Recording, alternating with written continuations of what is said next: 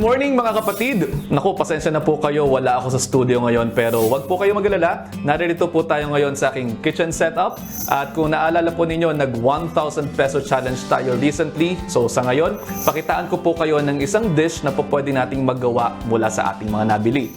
Ito po yung giniling with vegetables.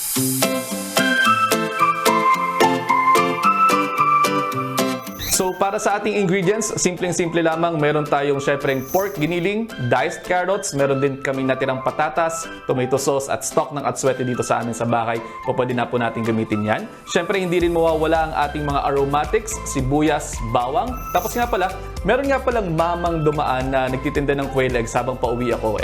Bumili na rin ako. Sama na natin yan dito. So bale, simpleng-simple lamang po ang ating gagawin mga kapatid. Magpapainit tayo ng ating kawali and then maglalagay ng mantika.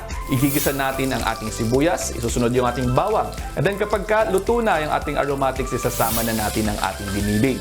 Pwede na rin natin kung isama ang ating carrots at patatas at habang naluluto naman ang mga yan, pwede na natin ilagay ang ating tomato sauce at aasinan natin yan ng kaunti. Pwede rin natin lagyan ng pepper to taste. And then to finish it off, ilalagay na natin ang ating quail eggs.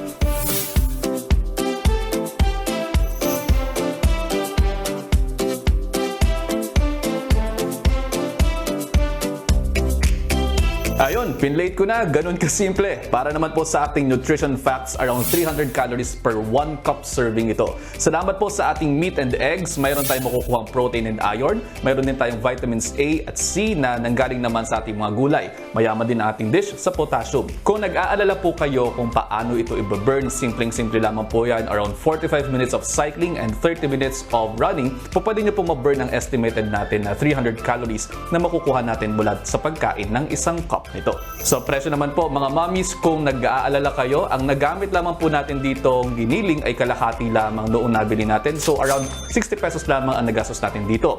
10 pesos naman po sa carrots, 20 pesos para sa quail egg na nabili ko pauwi. And then sibuyas natin, around 10 pesos yung nagamit natin. And then yung atsuete, meron lamang po kami dito sa bahay. Pati yung tomato sauce, meron ding natira pa noong last na nag-grocery kami.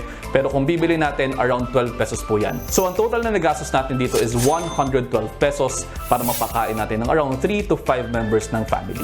Pero bago naman po natin ito ipakain sa kanila, teka muna, tikman muna natin to.